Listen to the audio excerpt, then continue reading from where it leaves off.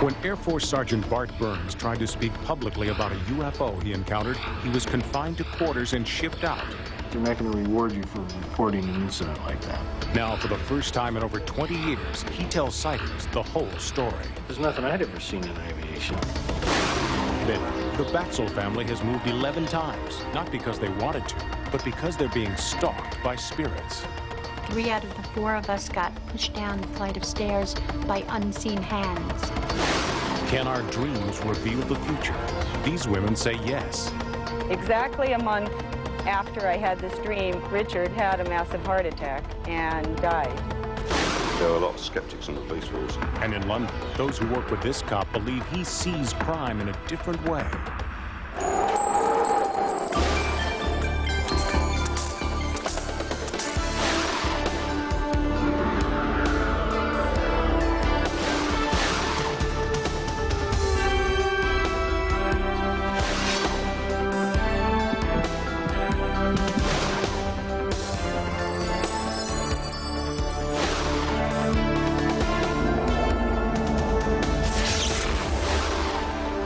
Welcome to Sightings. I'm Tim White. 3 Army MPs patrolling Hunter Airfield in 1973 see a UFO streak across the base. It's a significant event, but not just because of what they saw. The Hunter incident marked the last time any active duty military personnel would be allowed to speak freely to the media about their UFO sightings. After Hunter, the Pentagon slammed the door on speaking out.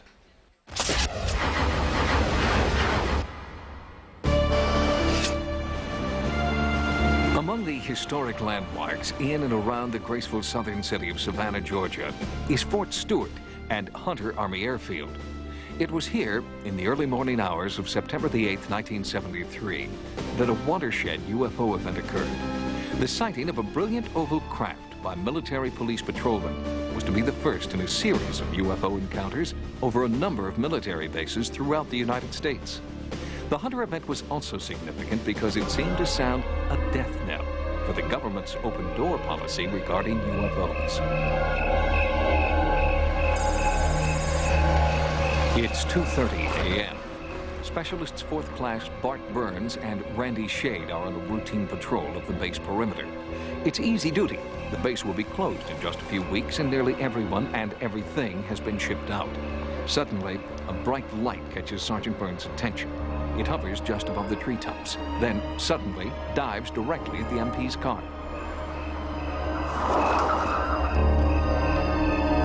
The craft missed them by a whisker. Burns' radio transmission to the base dispatcher was picked up by the local media. Their requests for interviews were quickly granted, and for 2 days, Burns and Shade's close encounter was front-page news. Then, 2 days after the event, the MPs stopped talking.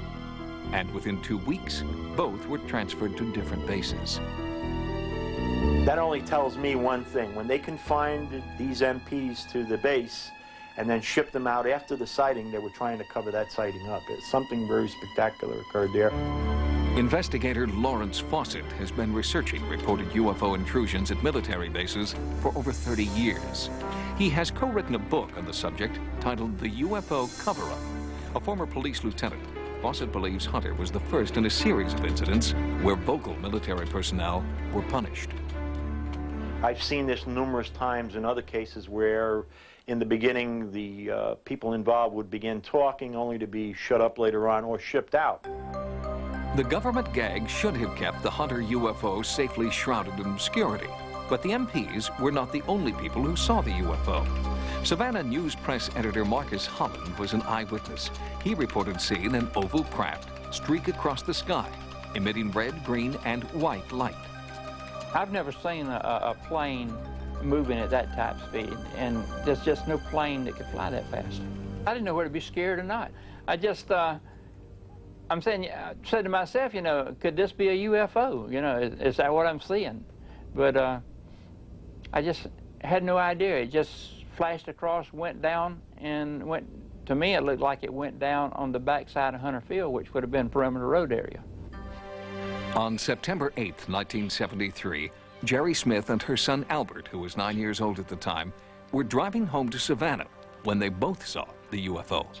As I was driving, all of a sudden, Albert looked up And I said, what's the matter? And just then the car lit up. Oh, I mean, just bright red iridescent lights just lit the car up. And this thing was hovering over, and the colors were going around, and they were all blending in together, and they were very bright. I never saw anything like this that close, never in my whole life. Newspaper articles, eyewitness accounts, and a few brief government documents obtained through the Freedom of Information Act were all that Lawrence Fawcett could uncover about the Hunter incident during more than 20 years of investigation. Then, in 1995, a sightings researcher made an important discovery. He came across an article in a computer database that led him to former Sergeant Bart Burns. Fawcett had wanted to talk to the long-silent MP for 2 decades, and now, finally, he would get his chance. Burns, now a commercial pilot living in a suburb of Chicago, agreed to a meeting in Savannah. What did you think it was at that time? I had no idea what it was. I didn't have a clue. I mean, I'd never seen anything like it before, so I couldn't even compare it to anything. You know, people don't believe you if you go to tell it. So I really haven't told that story in 20-some years. I just let it go. The first time I even thought about it was when I got a call from you people. With Fawcett and a sightings investigative team, Bart Burns agreed to return to Hunter Army Airfield and retrace his route. This is where we were doing that trolling that night. Actually, we're doing just like this. Same direction and everything. Broke right over these treetops right here. And at this point here, I ducked down and Randy swerved off. And we went off the road right back, probably about where that sign is there. Okay. And you were heading in this direction? Yeah, this is exactly how, this is this place, this is it. When I got back up and Randy was screaming whatever, what was that, what was that? We noticed the thing was now down. Senses were pretty well heightened at that point. As a matter of fact, I think I even had to tell Randy to leave his .45 holstered at that point. He didn't know what to do. Nobody really knew what to do. We didn't even know what it was. It was nothing I'd ever seen in aviation. It didn't have wings or propellers or jets. The rate of acceleration was far too rapid, absolutely no noise. And about then, the thing just took off, just gone. As we were driving back Perimeter Road back to the base, we weren't sure how everybody else was going to perceive this thing. So we said, well, we'll just tell the truth, and that's all we can do. I mean, if they believe us, they believe us. If they don't, hey, what are we going to do? Taken on its own, the Hunter incident is an isolated case of a military base overflight by a UFO, witnessed by credible, highly trained military observers. But in the 2 years following this incident, Hunter became only the first in a series of military base overflights. Between 1973 and 1975, more than 75 bases reportedly had sightings of UFOs. But we will never have a full accounting of these UFO incidents because of what happened at Hunter Army Airfield.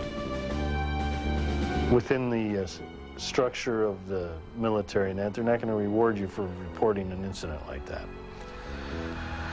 It just doesn't behoove anybody to be passing out medals for that one.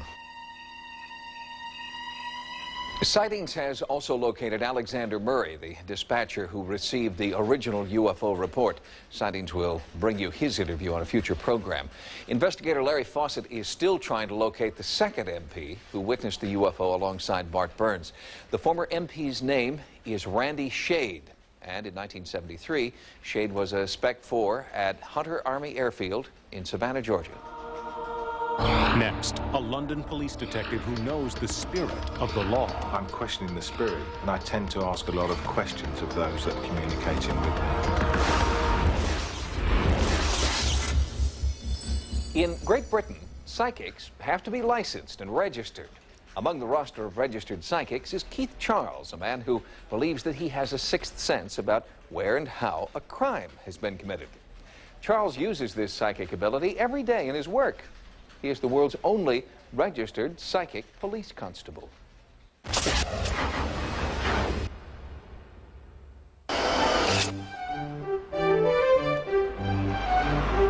In metropolitan London, Detective Constable Keith Charles is working his beat. With a badge, a notebook, and what he believes is a supernatural gift, Keith Charles solves crimes for his department's Criminal Investigation Division. After hours, he uses those same powers in a completely different setting. It is those that are in the spirit world, in heaven, that hopefully will communicate with me. And I will pass on those messages that they have to you. Since he was 8, Charles has had clairvoyant visions, one which he believes led him to save the life of a drowning friend. He uses his psychic skills in seminars like this one, and on the job, where his uncanny powers of perception were evident the moment he started patrolling the streets of London. People would come up from all over the world and all over the UK, and I would find myself being able to say, I know you, you've got a sister, you've got this, or you live near a church, and they were saying, how do you know this? And I really didn't know, but I was getting information from somewhere. Charles points out that hard work and diligence drive his investigations, but he's not above asking for otherworldly help in some cases. There are times when I will be investigating a crime that I've come to a dead end, and then I will look towards the spirit world and say to them, come on, give me a clue. And sometimes the spirits in Charles's world lead him down a completely unexpected path. It was a few years ago, whilst working in this district, that in this road here, a man was stabbed to death. We formed a murder squad, and I was one of the officers, and we were asked to suggest the names of possible suspects. I linked into Spirit and asked them if they could give me the name of the person responsible, and they did. They gave me the name of Ricky. However, he wasn't responsible for stabbing this man to death, but that same day, he killed a young lady, and later in the week killed another young lady. Respect from fellow officers wasn't automatic. Charles earned their admiration after a series of startling revelations. Detective Inspector Alan Wilson called Charles in on a murder case after 2,000 hours of police work failed to turn up a suspect. Our victim had left the party, had taken a girl to a taxi, had gone to the bank and got some money. None of these details were released yet. Keith knew them somehow. He told us descriptions of people who were in the building. He actually came up with 20 to 25 points, but he came up with information that we'd never released.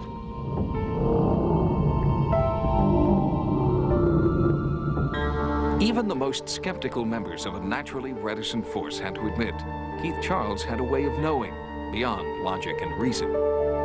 There were a lot of skeptics in the police force, and when I told my other colleagues about it, even they, the hairs did stand up at the back of the neck somewhat, yeah. And Charles was able to turn around a skeptical British press corps, including one journalist who ended up co-writing Keith Charles' autobiography. I was extremely skeptical, yes. I was originally chasing what seemed to me like a very good news story. I mean, here you had a policeman who was also a psychic. It just had to be a great story. So I followed him around for quite a while after this and found him unbelievably impressive. And I don't say that lightly. I've opened the door here, and I have a gentleman who says he's your husband. I have the name of James in the spirit world, which does... In his public appearances, Charles tries to bridge the gap between this world and the next, reassuring the living that their dead are in good hands. As a psychic detective, I'm questioning the spirit, and I tend to ask a lot of questions of those that are communicating with me, because I feel if I could give somebody that knowledge and that comfort, knowing that their mum, their dad, brother or son is around them in the spirit world, that their life continues, that's fine. You have had a scar on your knee, please, Rachel? Yeah. Yes? They are aware of this, and they are bringing you confirmation that spirit do look after you. I now have a grandmother that links with you. I have a scar on my knee. I was in a car accident, and I've got quite a big scar on my knee, and that's when I realised that it was true and that he was telling the truth. And then when my grandmother came through, I've been waiting for my grandmother to come through and speak to me for a long time. In 1994, Keith Charles's 20-year-old son Matthew was killed suddenly, and Charles says he had a life-changing communication with his son. what I've learned from it is that it makes me more determined as a medium to be as genuine and sincere as you can, because I've lost somebody close to me and I know what it means. And I find it nice and comforting that Matthew can come and help me. He wanted to work with me in the physical, now he's working with me in the spiritual. And I say thank you to him for that, because it's lovely. His life is a balancing act between faith in otherworldly forces and the cold reality of the streets. It's a challenge every day. I enjoy my work as a medium, I enjoy my work as a policeman, and I'm very thankful that I'm able to do both, and that I've been given the opportunity to do both. And I love both of them. In the United States, few police officers will work with psychics, let alone entertain the possibility that they may be psychic themselves. And yet words like blue sense and a cop's intuition are common. Is there really a difference in ability, or is the difference in name only? Next, what you need to know to investigate UFO sightings. And meditation enters the workplace to help the bottom line.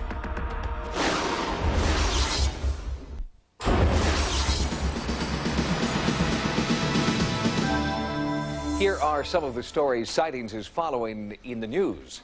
MUFON, the Mutual UFO Network, headquartered in Seguin, Texas, has published a new field manual to assist would-be ufologists. The Mutual UFO Network, headquartered in Seguin, Texas, is home to the largest grassroots organization in the world devoted to the study of UFOs.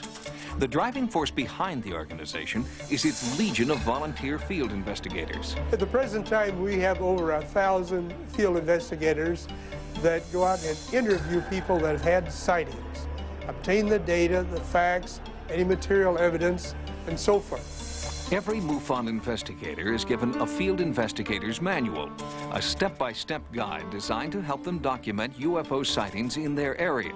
The guide offers practical advice about interviewing eyewitnesses and how to determine a UFO's dimensions and trajectory. David Spencer is MUFON's Deputy Director of Investigations. I'm trying to put out a method that people can train themselves, that people can train others in investigating. Spencer wrote the UFO Field Investigators Training Guide, a study course designed to help field investigators pass MUFON's entrance examination. He is also creating a database to catalog every reported sighting, a project MUFON believes will help them solve the mystery of unidentified flying objects. In South Korea, volunteer forces are trying to get rid of something left behind after World War II. Not landmines or bombs, but the remnants of a curse based on the belief in a force called feng shui. It is a system according to which good and bad places in space are determined by how male and female elements stand to each other at sites where the country's energy was supposed to come out of the earth. 50 years ago, at specific sites throughout South Korea, the retreating Japanese army drove thousands of metal stakes like this one into the earth. And they did that in order to disrupt the harmony that is necessary for the orderly conduct of a nation. It was a final act of revenge. The Japanese implanted these stakes to forever poison the earth of Korea. They hoped it would prevent the Koreans from recovering after the war. Since many Koreans are beginning to think again in terms of feng shui, to them it means removing the last vestiges of the Japanese occupation, and also to make sure that Korea will continue to prosper.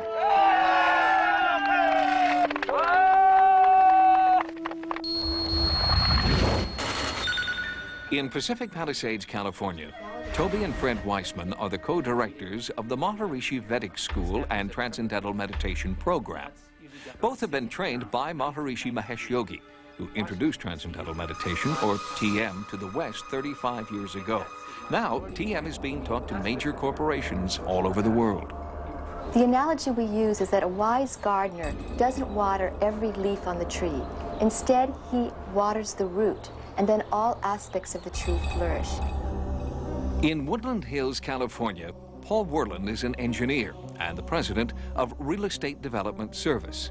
Werland has practiced Transcendental Meditation for 20 years.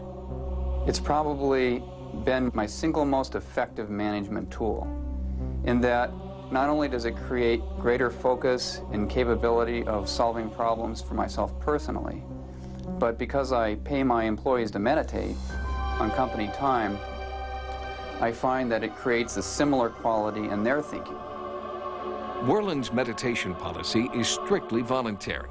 He offers to pay 50% of each employee's TM training fee and 100% if they decide meditation is not for them. So far, 80% of Worland's employees are practicing meditation. I never knew that people meditate before I came to this company. And I noticed that people in this company are very calm, they are very concentrated and when they work, and there is no friction between people. Studies conducted in the United States, Europe, and Japan show that major companies who have used meditation have increased productivity, reduced absenteeism, and an improvement in the physical and mental health of employees. Paul Worland claims that his profits have doubled. We'll have more stories from the news next time. Now, here's what's coming up on Sightings. Claire Sylvia dreamed a death that saved her life. I feel like I've been reborn. Later, for 25 years, the Batzels have been on the move, trying to outrun a stalking spirit. Some people have become very frightened of us and are no longer our friends.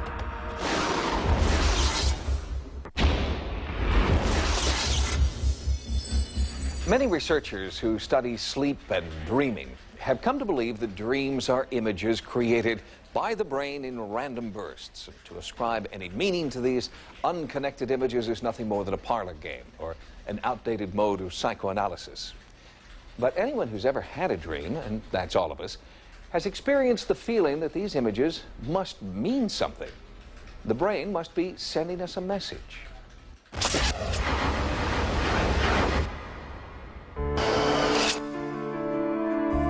I had a dream a couple weeks ago where I was at work and I was naked and I didn't even care.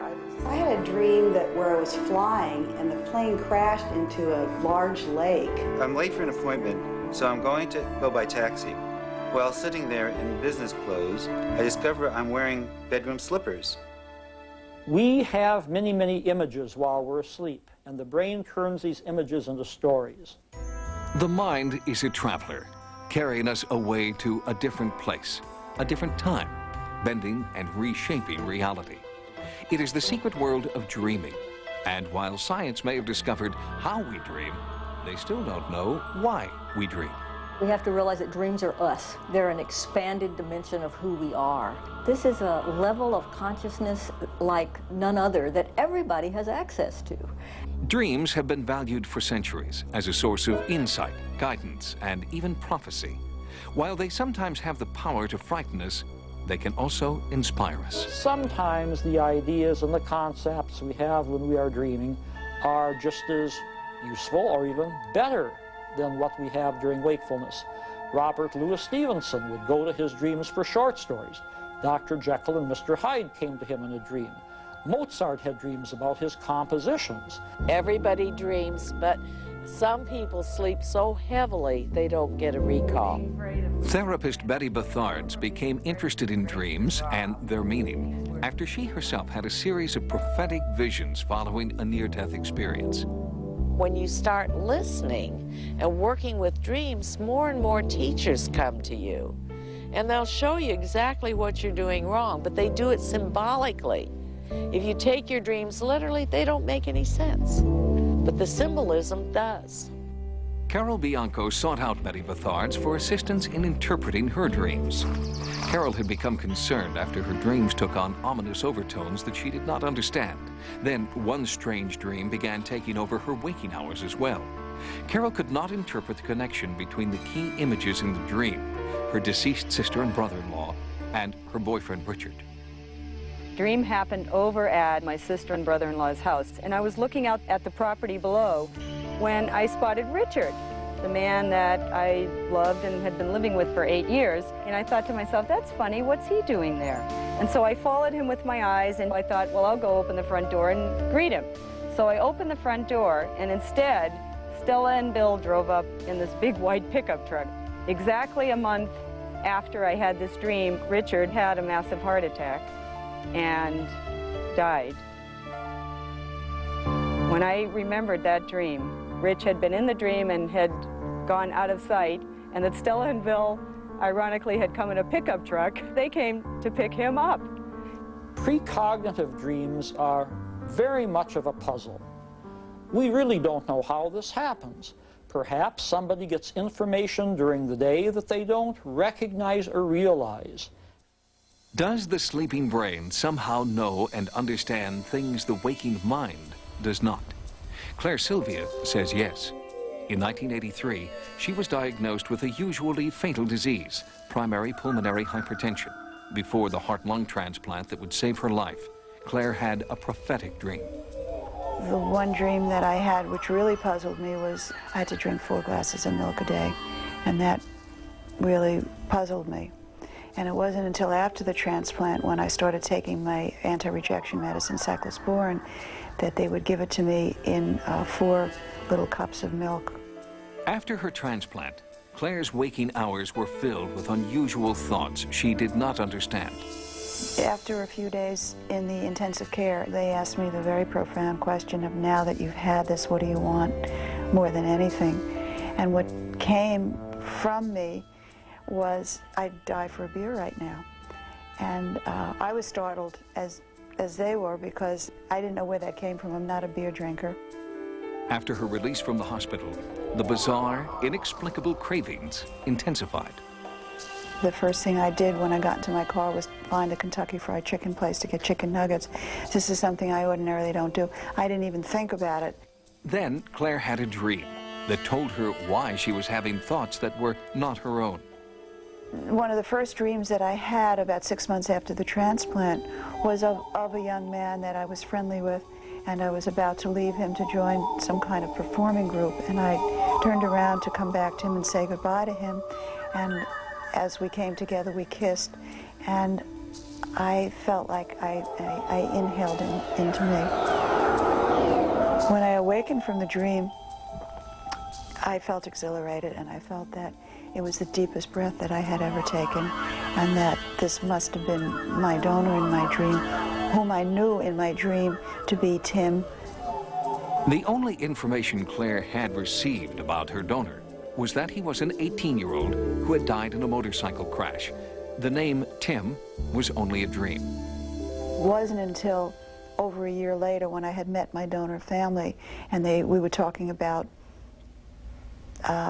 me feeling that I was living with the presence of another, that we were talking about the foods and the likes and dislikes, that I was changing, and they told me about Tim and the fact that one of his favorite foods was chicken nuggets, and they were on him in his motorcycle jacket the day he was killed, and they had to pull them out.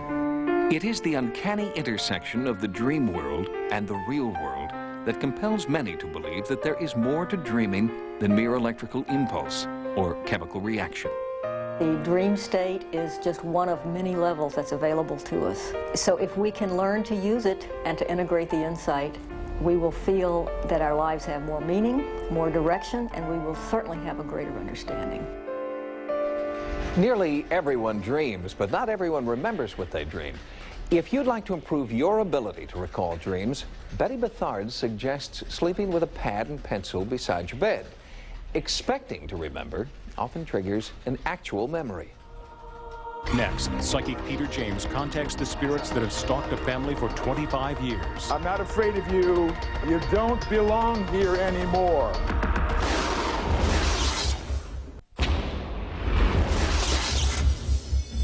The Batesel family believes that they're being stalked. For 25 years, the stalker has followed them from house to house, invading their personal lives and disrupting their daily routine. State police won't investigate. Neither will the FBI, because the stalker that the Batesels describe is not a man or a woman. It's a ghost.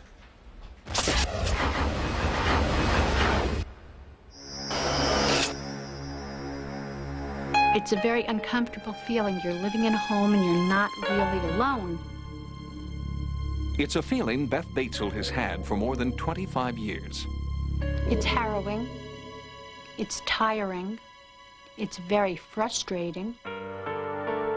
And it's a feeling the entire Batesel family shares.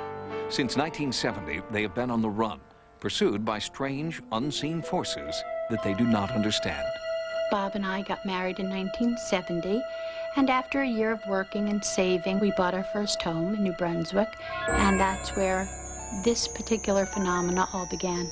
The Batesel family was very nice. They were very intelligent and good neighbors. And according to the Rutgers University students who live there now, the Batesels' first home is not haunted.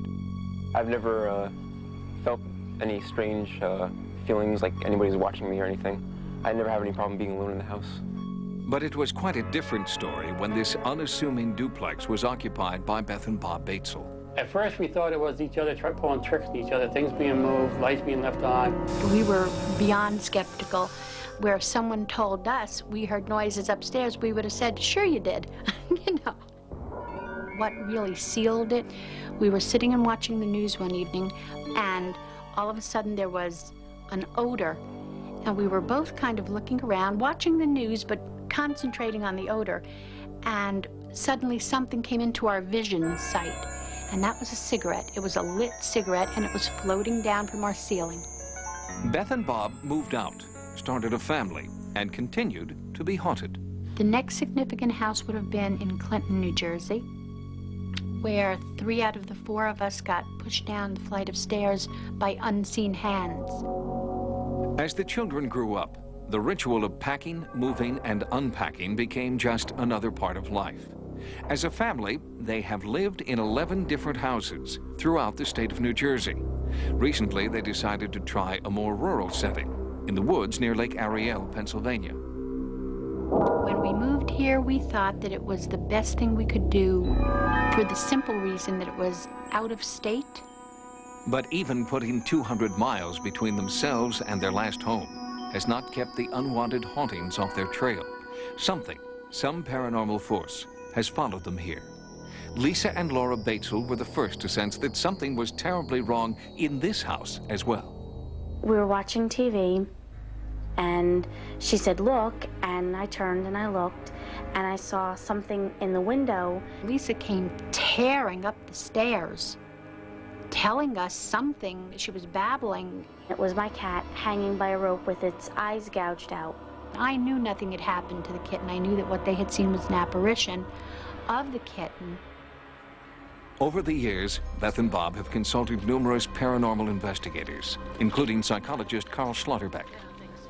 I think there's a rich combination of things happening.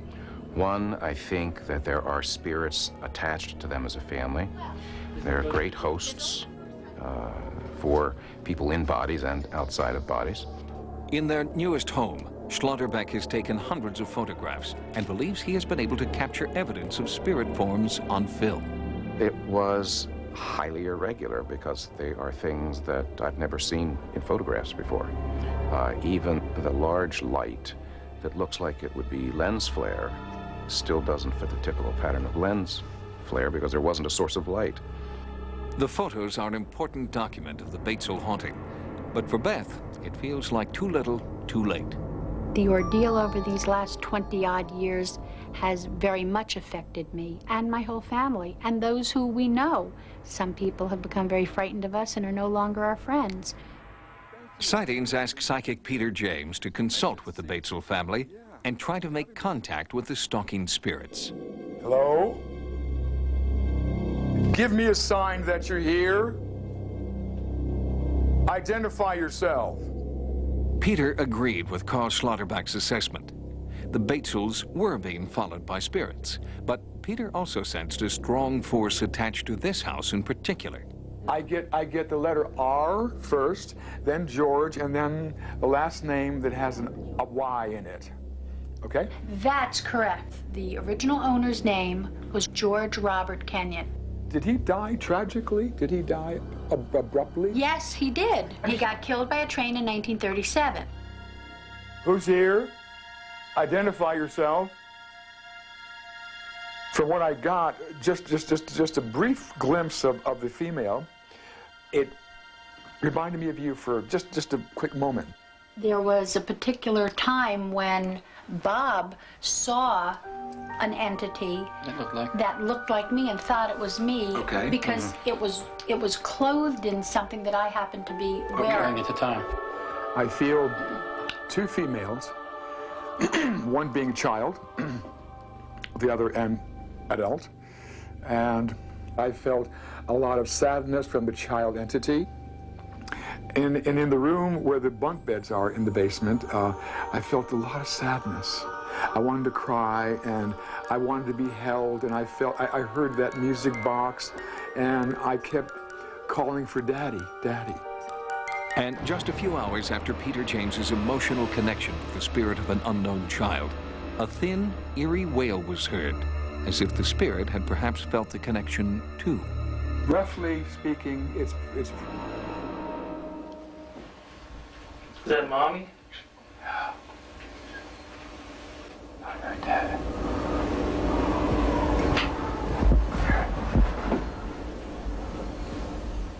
I hear, maybe I hear it just clairaudiently, but I hear this child saying, Daddy, Daddy, crying for Daddy. The faint, plaintive cry of a child was barely audible. Here is that same sound again, greatly amplified.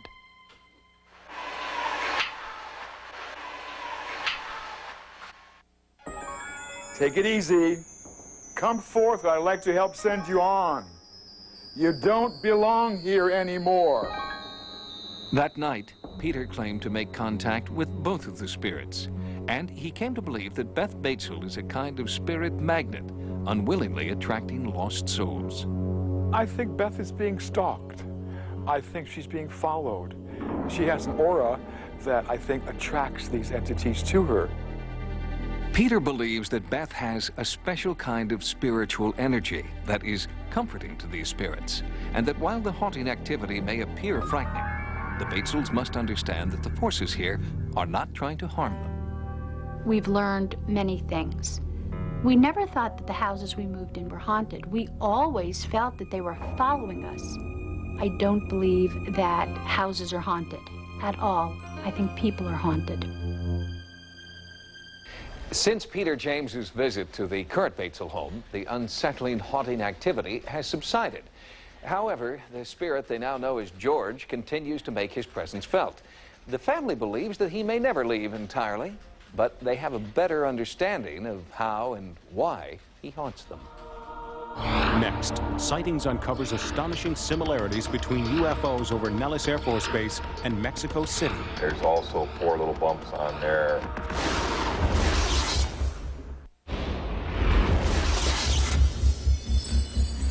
Recently, Sightings brought you UFO footage smuggled out of a super-secret military installation in Nevada. Well, since then, the tape of the anomalous craft has been undergoing analysis by an image enhancement expert.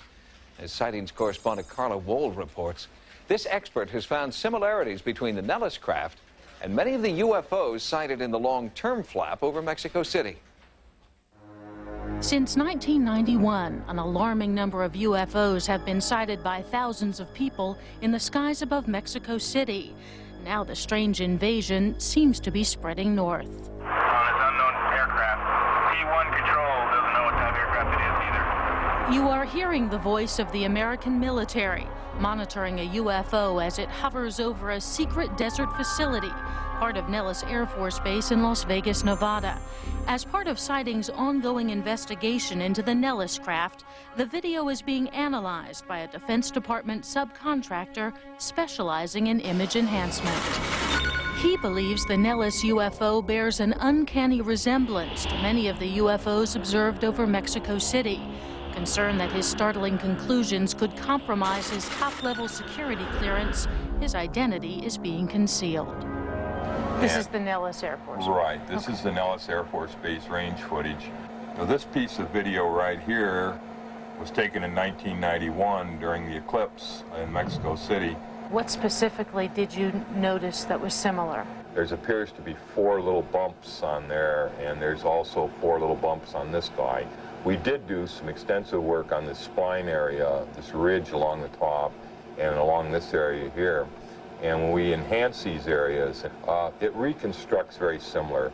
Is it this extreme black, this pitch black circle on each of these objects, that sort of was the whistle for you that sounded the alarm, like that there might be some similarity between these two objects? Yes, yeah. That area was puzzling to us in the original analysis because it appeared to be so highly absorbent of light. Most objects illuminated in this bright a sky, even surfaces that are way down on the bottom out of the sunlight in deep shadow, still reflect light back to the camera. This object stops reflecting right here on this forward edge, and it falls off very rapidly to pure black down the center. Very, very black, what we call super black. Do you know any aircraft, are you familiar with any aircraft that would look like that? No. In the sky? We looked at it in comparison with all known types of military and commercial and private type aircraft, but we were unable to find any wings or anything on the geometry of this. Each UFO has a black ridge center, an identical profile, and a white diffuse shape shadowing the core.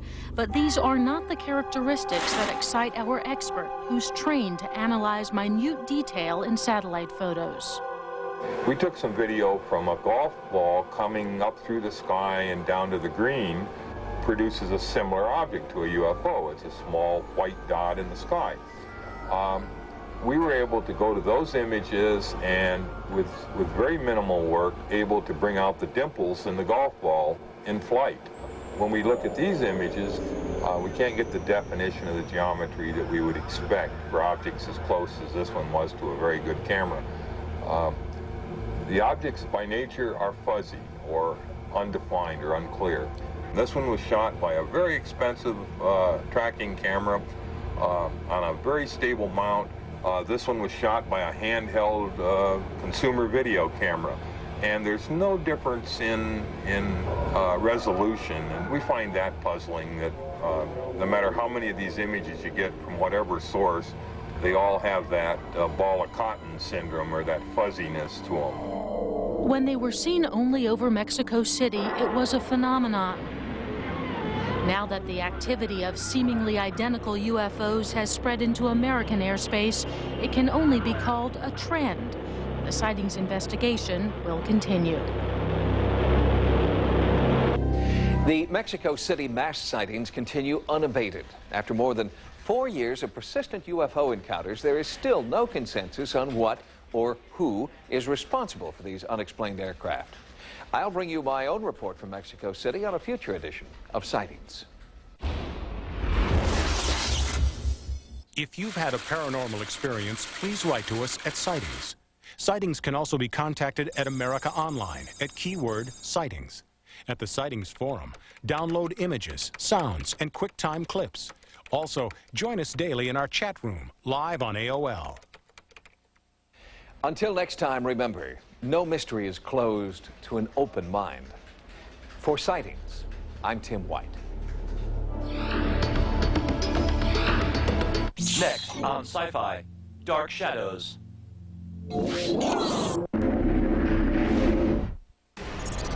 Are we dealing with an epidemic? A bold experiment. We recombine termite and mantid DNA to create a biological counteragent. Becomes a deadly mistake. They were designed to die. They are breeding. But how do you destroy it? When you've created it. Mira Sorvino. Mimic. Saturday at 7 p.m. on Sci-Fi.